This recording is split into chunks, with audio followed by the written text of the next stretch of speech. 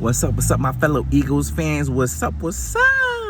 It's your boy Roy back again with another episode of the Preaching the Birds podcast, where I like to bring you the latest breaking Eagles news as it comes to you. And just tell you the real shit, not tell you any fluff. Just keep it as honest as possible because we trying to preach, which means I cannot lie to you, baby. So we gonna preach on preaching and do what I'm supposed to do. And let's talk about the last day of Eagles OTA'S and also the fact that Quinyon Mitchell signed his rookie deal, meaning all Eagles players have been signed to their rookie contracts. Amen to that. With our first round pick now being signed, all players have been signed to the rookie deals. And you know, us as Eagles fans, we're never concerned, but we are all happy to see that Quinyon Mitchell, our number one pick in this 2024-2025 season, signed his contract, baby, because he looks like he's about to be a stud. So let's start off with the key takeaways, right? Now that that's been said, because really we all know that Quinyon Mitchell's going to play here for 4 years. There's really not much to really talk about there. Like 4 years, he gonna get some playing time. He gonna be a starter. Let's get it popping. So let's talk about the notable things that happened in OTAs, right? So James Bradbury was hurt in OTAs. We're supposed to see him play safety. I don't think that's really gonna happen though. I think he will be traded before that even happens. I think our time having to deal with James Bradbury on the team is coming to a quick end. I'm going to say sayonara to you, baby, and wish you luck in your next spot.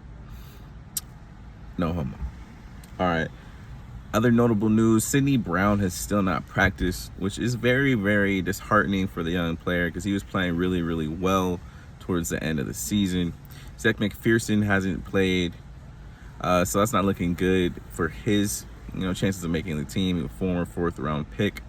Trevor Keegan hurt his knee or leg, something of that nature, something lower body. He was wearing a sleeve today.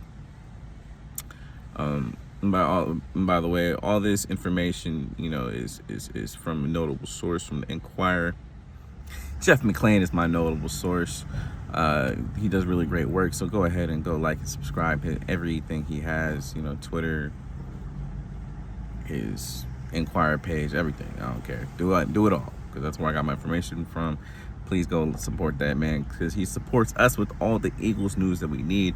But anyway, so yeah, Zach McPherson, his odds of making the team aren't looking so well with, Cooper DeJean coming in here and Quinyon Mitchell coming in here.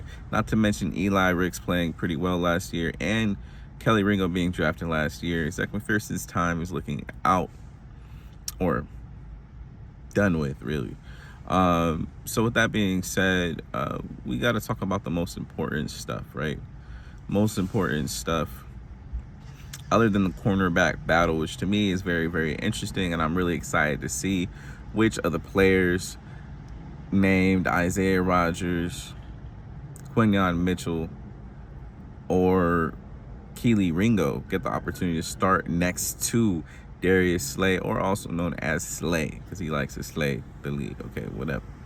The quarterback position. How is Jalen Hurts doing inside this new system with Kellen Moore? So it's being reported that Kellen Moore is taking more of a hands-on approach to this system. Jalen Hurts saying that this information is all 95% new to him. During a press conference recently, I'm not gonna lie to y'all, it's a little disheartening. It's a little disheartening because Dak Prescott really struggled in this system this last year. Justin Herbert struggled last year in the system. So I'm a little concerned. He's thrown a couple interceptions to Reed Blankenship, if I remember correctly. So I'm a little concerned, and we as Eagles fans should look out for that.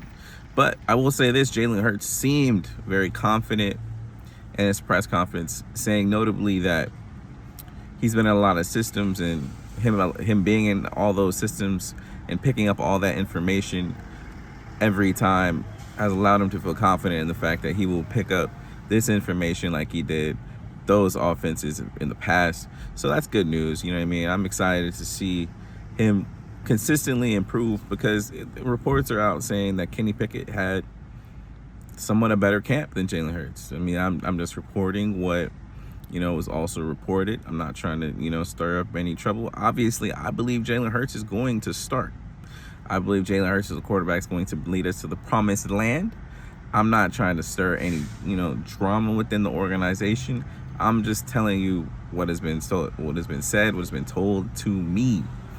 And with that being said, we got to talk about Jalen Hurts and how he's doing. And it sounds like he's a little confused. He doesn't understand the whole terminology where everyone's supposed to be yet. And I'm hoping that's just a yet and not a forever thing, because, if not, Nick Sirianni's up out of here. And even though I'm on record saying that I want him out of here, the players seem to like him. So, hey, man, I want the players to be happy. Sorry about that, guys. As long as we get a chip, who the fuck cares? Honestly, who the fuck cares? As long as we get a chip, who freaking cares? I just want a chip. It's all that matters. Like Quinyon Mitchell said, he's trying to bring us a chip. I'm trying to see it happen. All right, so now with the most notable news being out the way and the cornerback news, we got to talk about something else. Nakobe Dean still is not starting. We don't know whether he is just being brought on slowly, or if he really, he looking on the outside in. Because it's looking like he's looking on the outside in. And I'm scared with this linebacker position, because it's looking worse and worse every day. Oren Burks, or whoever that dude is we got from the 49ers, hasn't been practicing lately.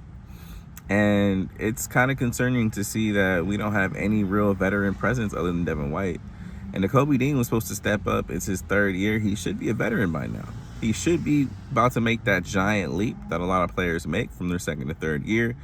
And for me not to see him or hear of any action with Nakobe Dean is very concerning, my fellow Eagles fans. And I hope you guys are paying very, very close attention to that. Very, very close attention, because we are a cerebral fan base. And if you are here listening, you are a cerebral person. And I need you to think with your big brain, not your little one, and think one of the reasons that Nakobe Dean isn't starting yet. What kind of difference on the body does running with the second team have compared to running with the first team? It's not much.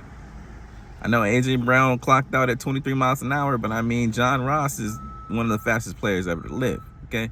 I'm just saying now. So how much less pressure is he putting on his body from running on the second team? He needs the reps, if anything, and that is very concerning to me. So I'd like to hear your opinions on that. But last but not least, we have to talk about the wide receiver position. This is one of the most interesting battles I've seen for a third spot in a long period of time. Anaya Smith may be handed the position simply because, of his pedigree, being drafted in the 4th/5th round. I can't remember which one it was. I think it was the 4th round. And, being a returner, being somebody coming out of Texas A&M, where he can, be shifty and do work in the slot and also return kicks. It's kind of intriguing. He's also had some drops, though. Johnny Wilson has made a couple notable plays going up in sky in the ball. He's been thrown to Kenny Pickett a couple times, and he's made great plays on Josh Jobe and others. And I'm really excited to, really see Wilson. I thought he was drafted really, really late. Yeah, he has a case of the dropsies, but he makes the difficult catches, so I know it's there. He's probably thinking too much. I think if he gets with a nice, receiving coach, he can really get, coached up and really just think about the process.